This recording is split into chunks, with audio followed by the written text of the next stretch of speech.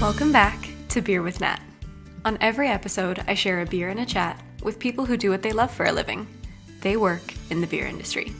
Today's guest is Ree Scales, People and Development Manager for Mother Kelly's, an independent group of pubs, bars, and bottle shops based here in London. Back in 2015, Ree and I used to work together, behind the bar at Mother Kelly's in Bethnal Green, an East London beer institution. She started there in April that year, just a year after Mother Kelly's opened, and has since worked her way up to the head office role she has now. Ree got her professional start in her hometown of Bury St Edmunds. When she felt there were no new challenges for her there, she left town to make it in London. But it wasn't an easy transition. She speaks openly and honestly about the struggles she faced when looking for work and how it's impacted the way she acts in her role today. Ree's story is one of grit. She's used to starting at the bottom and working her way up. She says it's the only way she knows how. And I'm sure it's made her a better manager because she truly understands the roles she's recruiting for. Why? She's held them herself. You'll hear what work Ree was looking for when she moved to London and how she ended up at Mother Kelly's instead. Then how she transitioned to her full-time head office role and what she's learned along the way. I'm grateful for Ree and others in roles like hers because for me, it's the people in this industry that make it so wonderful. Ree lets us in on the one trait that every person she's hired has had in common. We also talk about how people act differently online versus in real life, as not only is Ree involved in hiring, she also helps to manage some of the Mother Kelly social media too. She tells us what her day-to-day looks like now, what the best bit of her job is, and what she enjoys most about being a part of the beer industry. Here she is. So, what have you brought for us to drink today?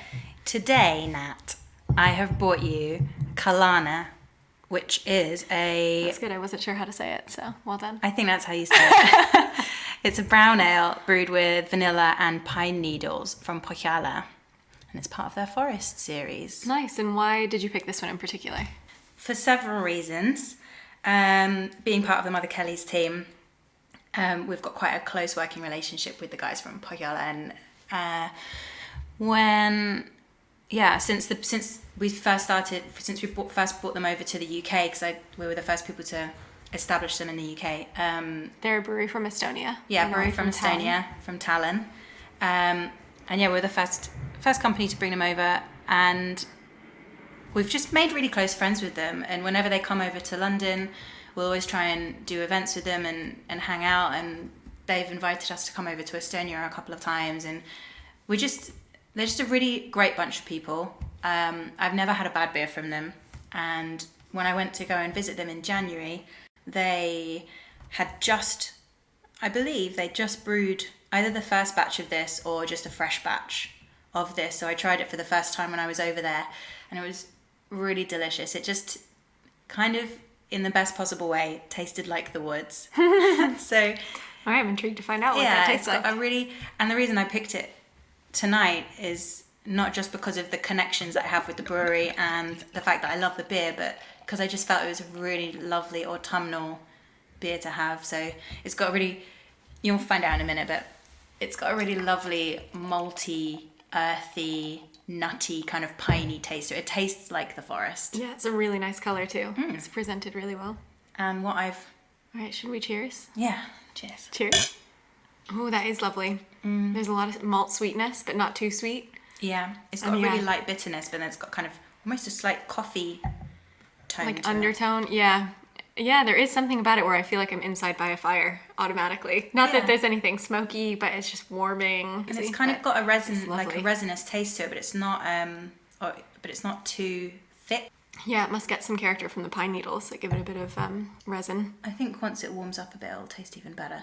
But Kalana is actually the name of a village in Estonia. Okay. And that's why the pine needles were foraged. Oh, amazing. Fun fact. Yeah, perfect. I love knowing the story behind a beer. There you go. Thank you. That was a good one, Ree. So Ree and I used to work together behind the bar at Mother Kelly's back in 2015. I started there at the end of 2015, or in August time. You started there in April of that year, so just a year or so after the bar had opened. And now you have worked your way up to HR manager. Congratulations. So take me back. What were you doing before you started at Mother Kelly's?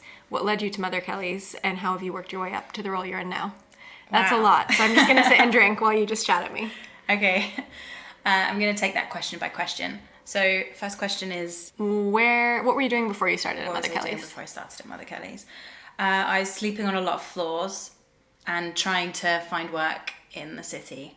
But prior... So, yeah, where are you from? What brought you to London? Prior to that, yeah, I was living in my hometown of Bury St Edmunds in Suffolk. For those of you that don't know, Bury St Edmunds, it's the centre of the universe. And the home of Green King. Home of Green King, I know and British sugar. Oh, okay. Yeah. And the centre of the universe. Very agricultural, yeah. It was also home to the largest abbey in, I think it's the UK at You're one full point. Of fun facts today. Mm-hmm. Yeah. I mean, also, I think one of the places where I'm not sure if the Magna Carta was signed there. Oh, wow. But it's pretty historic. That's quite important. Important historic town. Anywho. And it gave us you. And then I came along. So it's, I was in my hometown Bury, and I was working in retail for a designer menswear and women's wear store. I was also woman of many talents, running a dry cleaners, which I had helped to set up with my boss. Wow. So I was managing 3 companies for my boss. Oh my goodness. Mm-hmm. I'd been working with him for 7 years. I started at the bottom as a sales assistant, having come from another company that I'd managed, but I had to start at the bottom because it was the only position I could take, because sadly in my previous job it had closed down, so I lost my job. So I took a job as a sales assistant and then worked my way up to management over the course of 7 years. Okay, so this is a path that's proven out before for you, where you came into MK, working behind the bar, and have worked your way up. I've actually, that's the only way I know. I've never gone straight into a high position. I've only ever started at the bottom and worked my way up. I wonder sometimes if I don't naturally have the confidence in myself to go straight in at a top position. I would much rather start at the bottom with something that I know, and then build bit by bit. Build it bit by bit, so I always have the knowledge behind me. Do you know what I mean? Yeah, it gives you such greater appreciation for what everyone in the business is doing, and then Exactly. You understand how the business works as well. Exactly, it's a good way to gain respect as well, because you've established yourself on every level. Mm-hmm. But yeah, so I was doing that, but I essentially worked to the highest level I could, and there was no other challenge for me, so I decided to move to London. And that's a big challenge. Which was a really big challenge. Yeah. One I thought I was ready for, but actually it turned out I probably wasn't quite ready for it. And so what did you think you were going to do when you first came down to London? What were you hoping to do? I moved here to pursue a career in events management. So I'd already been in different forms of management for about 10, 12 years, and I'd worked with varying team sizes, but I love organising events, and I'd done quite a lot of that for the company I'd worked for previously. So I'd put on fashion shows and done a lot of launch events, live music events. I'd also organised 3 open air concerts as well. Holy moly. Yeah, sounds like a lot of work. It was a lot of work, and I did it by myself and off my own back with no budget. So because it was for charity, I was basically persuading people to come in and do this for the goodness of their hearts. Free. Yeah, so I was getting bands and security and food and stewards and everything for free. And the first one we did, actually, there was like 1,200 people that came. It was really good. Yeah, that's incredible. That's quite the project. But that's what kind of wet the whistle for this career in events that I was trying to get into. So I thought London was my best bet. So I was looking at kind of creative events companies when I moved over here, and that's what I wanted to kind of try and pursue. But things always take a different turn, don't they? So what happened? You didn't quite find the right fit? Actually, I think, and I know that obviously this blog is talking about where we've come from and how we've got into beer. I'm not sure what it's been like for anybody else that you've interviewed that's moved to London to work here. Maybe a lot of people come and they just fall straight on their feet, but my story was very different. I moved into the city and I moved just to the outskirts of the city and was staying with my brother and was then staying with my auntie. And I had no job for a really long time, and I was really trying so hard to apply for things, and just no one was interested. No one would take any interest in me. And I think a lot of I wouldn't get any, and I'll touch on this again later in the interview, but people wouldn't even respond to me when I sent them my CV or when I applied for jobs. I wouldn't even get acknowledge. I wouldn't even get that you'd even applied. what are the emails called? Like an auto-response? Yeah. Sometimes you just send your CV out, so you never know if it's 50 even times made in a it. day, and no one would get back to you. And it was really completely soul-destroying. And I think it took a big chunk of who I am away from me, which I'm still, I think, probably trying to get back a little bit. But yeah, so it was a really hard slog to find work in London. And probably when I was at one of my lowest points, my friend Luke, who I owe this job to, was suggesting applying for jobs in beer, and he was sending me these positions. And to start off with, actually, he sent me an advert for a brewdog job in events. So it was an events marketing and coordinator role that I went for, and I'd missed. He sent the advert to me 2 days after the cutoff point, but I got in contact with them anyway, and I sent them my application with with a bag of personalized fortune cookies, which is another story. And the lady that received my CV got straight back to me, and ended up sending me like 2 cases of presents. She sent me a case of beer and a case of other stuff. She was like, your CV is brilliant. Your application was fantastic. I'd really love for you to come and work for us in one way or another. And it was the start of me applying for jobs with Brewdog. Yeah. And the job I'd gone for wasn't available anymore in events, but I thought, okay, well, I've worked in hospitality. I'd worked in a bar in my hometown for like 5 years. So I thought, okay, well, maybe I'll look at the hospitality side of things and just see if that's something I can go into, even if it's just for a short time, and see if there's anything there for me. So yeah, I started applying for jobs with them there, and unfortunately there wasn't really much available at the time, and the stuff I went for I didn't get, because I didn't quite, although I loved beer, I didn't have any real knowledge of craft beer at the time. So yeah, cue Luke again, coming back into my week and saying, well, if you don't have enough craft beer experience, we're just going to have to educate you. So he started taking me around to various bars. And yeah, the most memorable one, I think, which we went to the next day, was Mother Kelly's. And I remember he sat me down on this long table in the middle of the arch. This is the Bethnal Green Mother Kelly's, when we only had one. And the lights were really dim, and there were all these fridges going down the left-hand side, and just this huge array of taps at the front. And I was thinking, I have no idea what all of this stuff is. What any of that means up there. Yeah. Exactly. All of these numbers, and then these descriptions and this menu. And I was like, I think I understand what 3 of those things mean, and that's it. And he picked, the first beer he picked for me was Pale Fire from Pressure Drop. And he was like, this is one of my favourite beers. You've absolutely got to try. And I remember tasting it and being like, oh, wow, this is delicious. Because although I had IPAs before, a lot of the beer I was drinking was cask, because I was coming from the home of Green King. Yeah. So I wasn't used to kind of fizzy ales. Yeah. But yeah, it was delicious. And then we went through a few other pale ales and IPAs, and I think, we had a really great night. And the service that I had that night, I remember exactly who served me, or who served us. It was an American guy called James.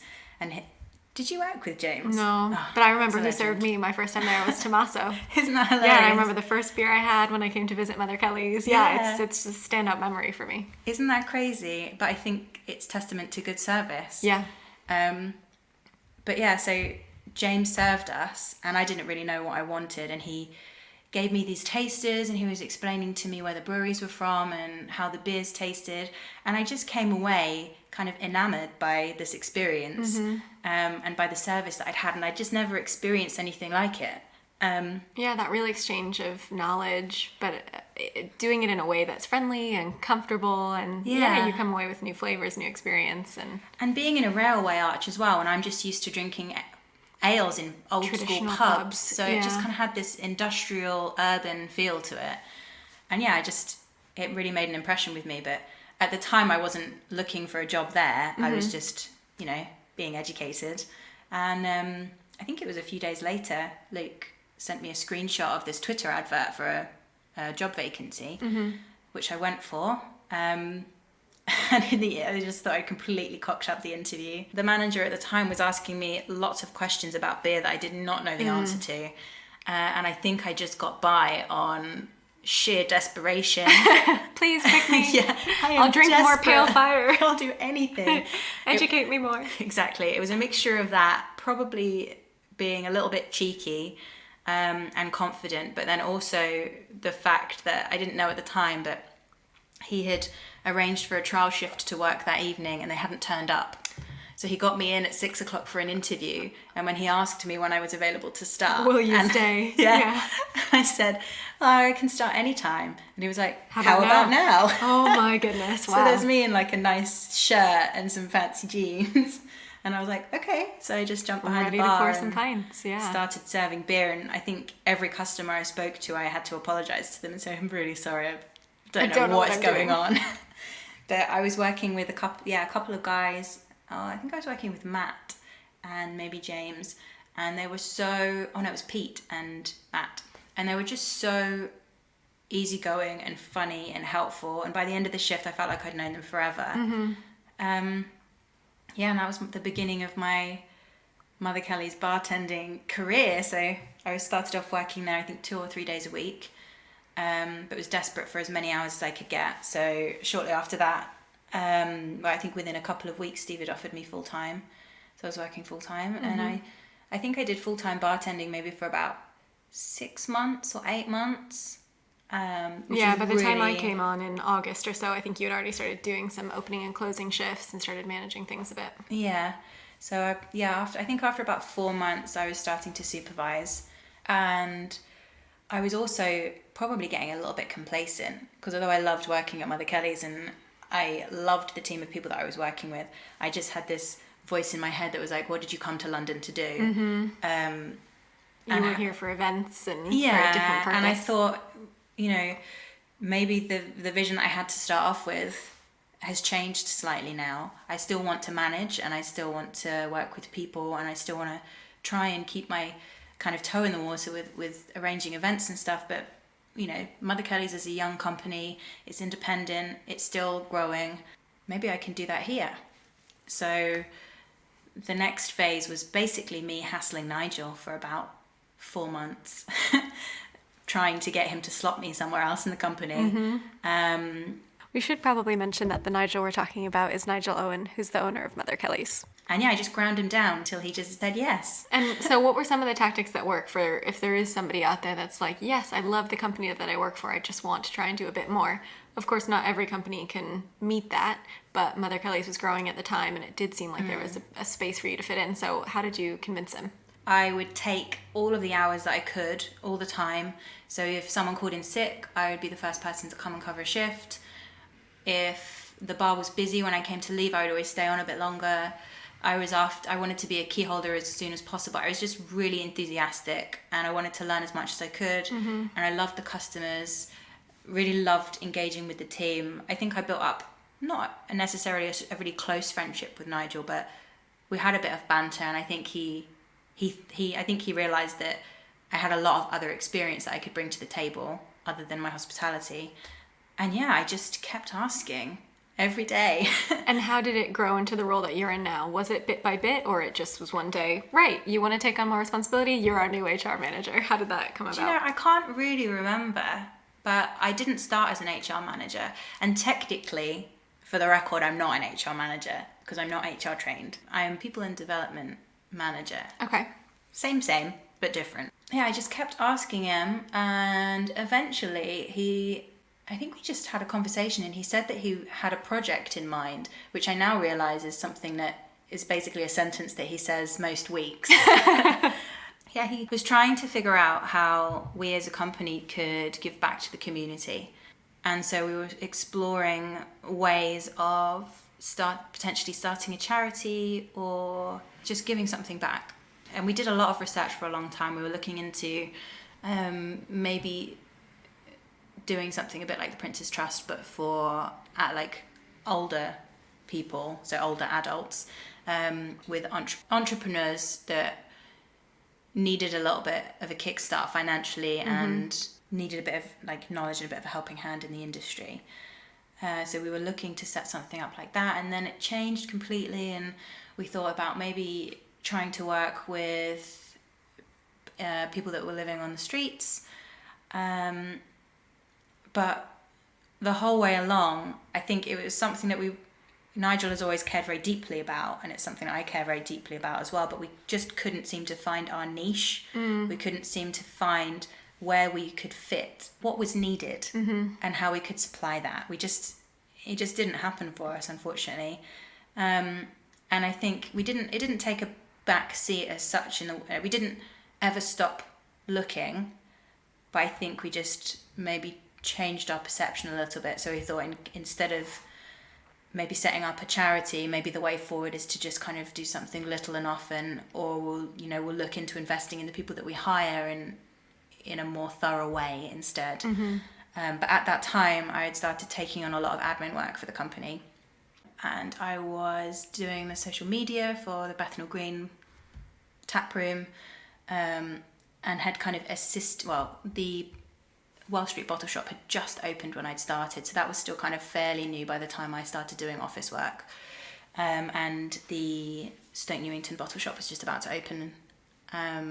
Just as I kind of started to take more of an office-based role, I guess. So I was helping with the setup of those, being a general dog's body. I was hiring and doing elements of training. But at that, I was still also working behind the bar, so it was kind of half and half. And then, eventually, I think Nigel saw the need, as we'd expanded to a certain point, he saw the need for a full-time office role for me.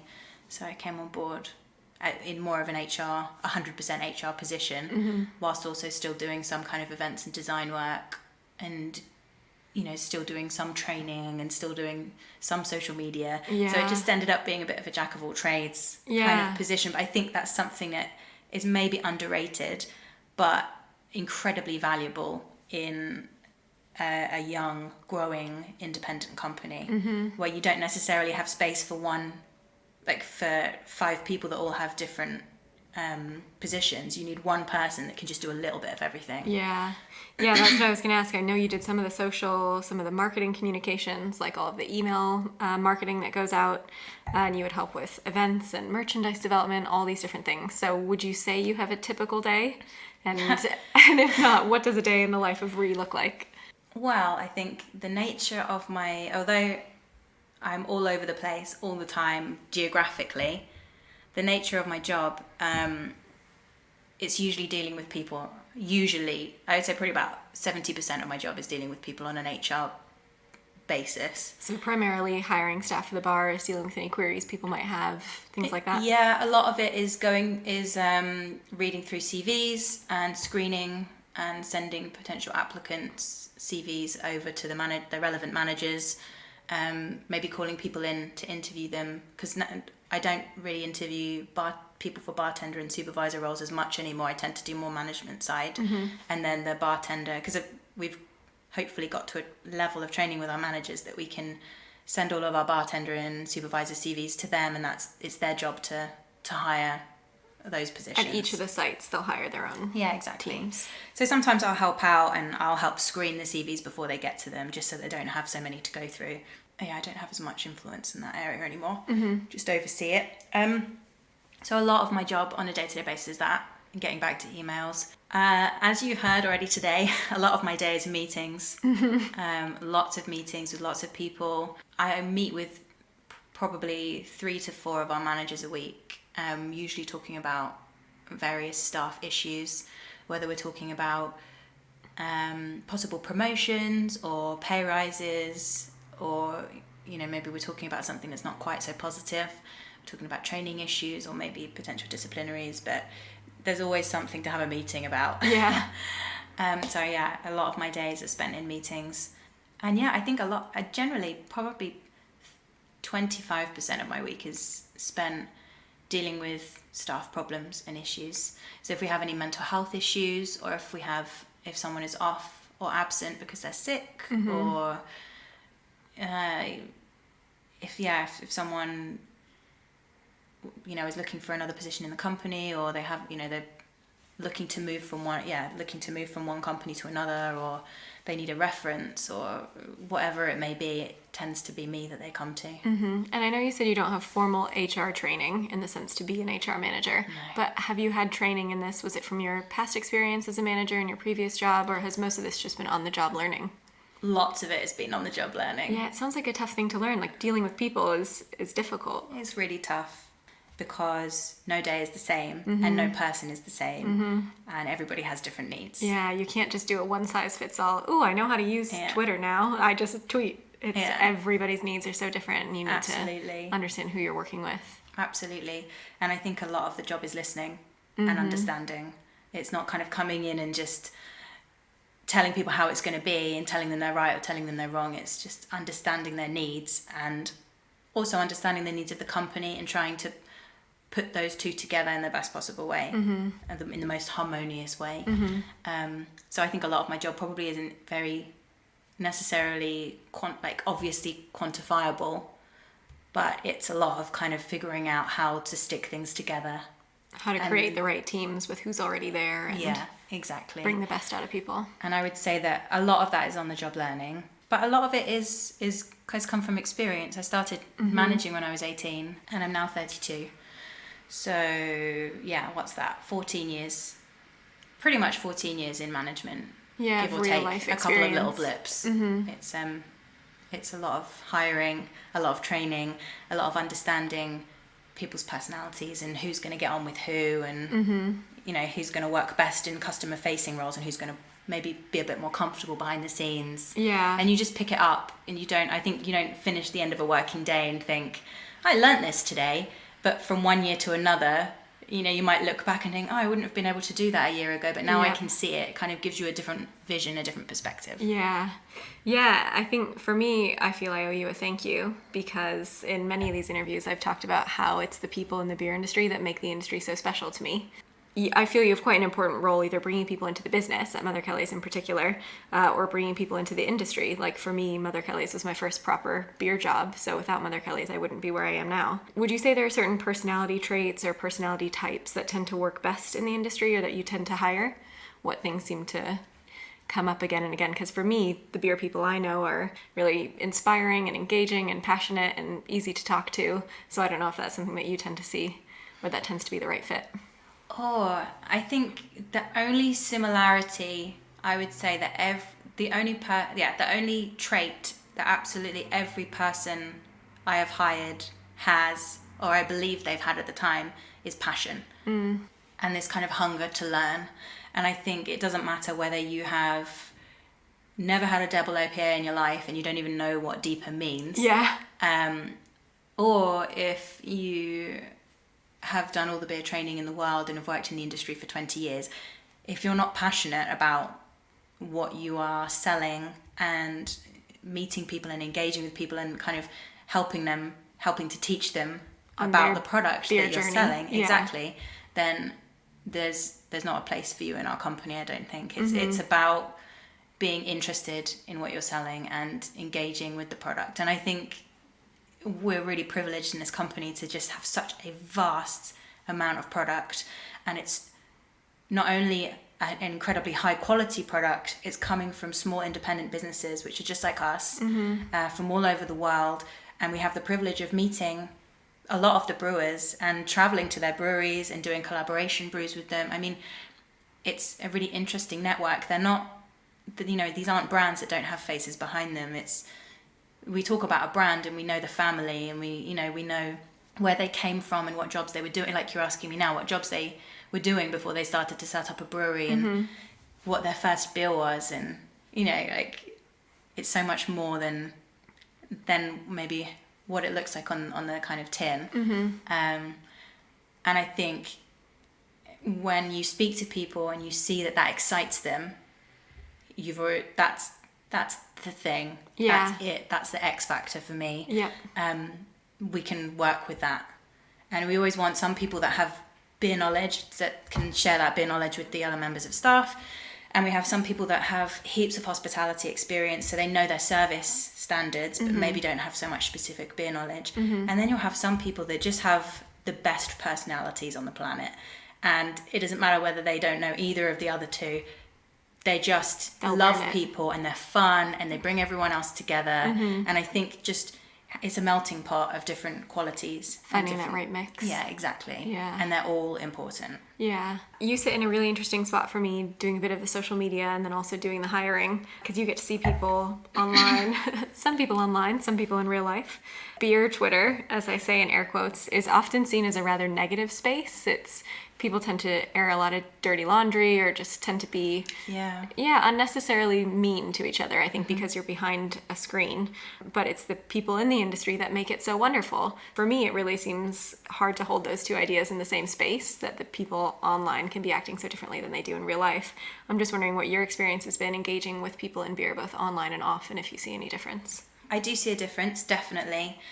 And as you touched on, I think a lot of people on social media, Twitter in particular, have this kind of facade that they can hide behind, and they can be very anonymous and therefore be as honest/cruel as they want to be.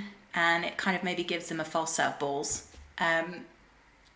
But it's funny because whenever we have had any negative comments on Twitter, or any kind of negative attention, if you ever know the person that has given you that attention, and you ever have the opportunity to speak to them face to face, they are completely different in real life.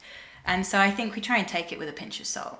It's difficult sometimes because, as any human being will tell you, you can go through your working week and have 10 compliments and then have one piece of criticism, and the that's what you piece take of criticism is the only thing you'll hold on to. Yeah. And so if you get loads of great retweets and compliments on Twitter and on Instagram, but then there's one person that's kind of giving you grief, that's the thing that taints your week, and that's the thing that you keep thinking about, because you maybe, if you're selling a product to an audience, you want to please that audience, and you want everybody to be happy, and you want everybody to be positive about you. And I think even that one piece of negative attention, it plants seeds in people's minds, and you kind of maybe become concerned that other people will put that pair of glasses on and see you through, from that lens.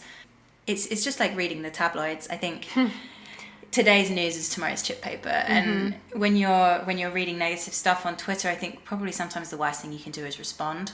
If it's something that we feel is valid, then we'll always get in contact with the individual privately, and if we feel that it's unfounded, then we'll just let them go off and chat what they want to chat, and just ignore it. All right, well, bringing it back to something positive, what is one opportunity that you've had in this job that was something that you never expected? Ooh. I can give you one of mine from my old jobs. Yeah, tell me if you need a minute to think. So in my previous job, I worked at a baby food company called Happy Family, and I was based in the New York office, and I was doing our communications and marketing. And we had a second office in Boise, Idaho. I'd lived in California, I'd lived in New York, I'd lived in DC. Never did I think I would go to Boise, Idaho. And I got sent out there on a few occasions to meet our QA team, our quality assurance team. And I just had the best time. Like, lovely people, beautiful city, the city of trees, really good beer, Woodland Empire. If you're out there, go check it out. And it was just something that I would never have gone. It was only because work sent me. But I got to discover this little bit of America I never thought I'd go to. So it was kind of this strange work perk that I was like, oh, thanks, guys. I'm glad I got that opportunity. I guess I'd never thought of going to Estonia. And I never thought that I would be, being put up in a hotel for 2 nights by an Estonian brewery and treated like absolute royalty for the weekend. So that would probably be up there with one of the best experiences one-off experiences I've had from working here. But going off on a slight tangent, I think I just love meeting people.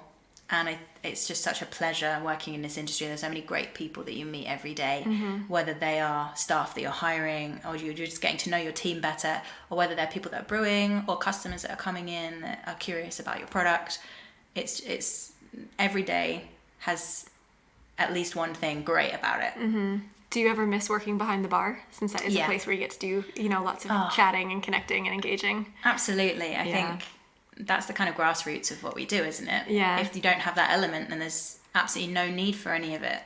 So the whole point of brewing beer is for it to make it to that point where it's being served over the bar to the consumer. That's and the being most described crucial and part. enjoyed and Exactly. yeah. So that is the kind of, that's where the magic happens. Yeah. I think. And Yeah, what is the best bit of your job, the role that you're in now? What is the best part of my job? I have a lot of fun in the position that I do.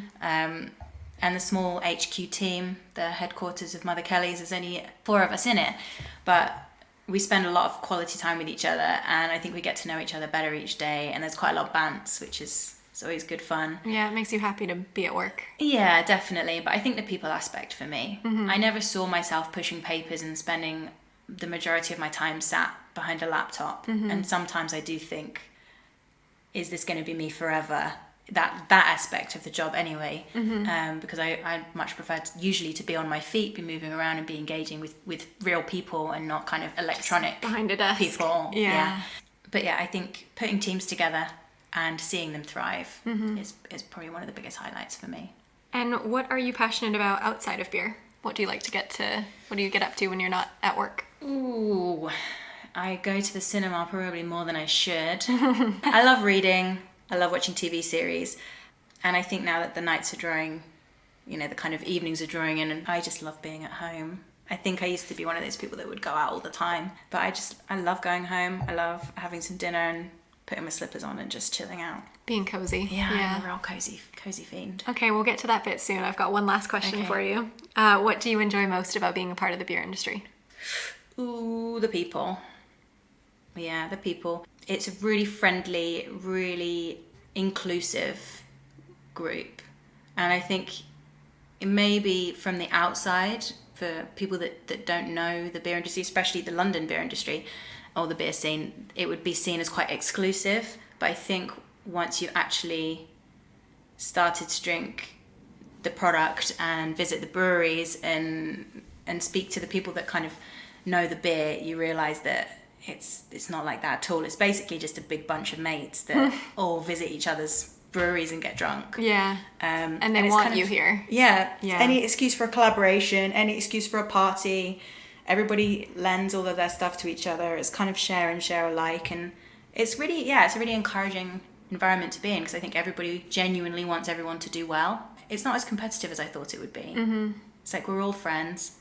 And it's all friendly competition. Yeah. It's just kind of encouraging people to do better and see what they can come and up help with next. everyone push their own standards forward. Yeah, so I think that's probably it. Yeah.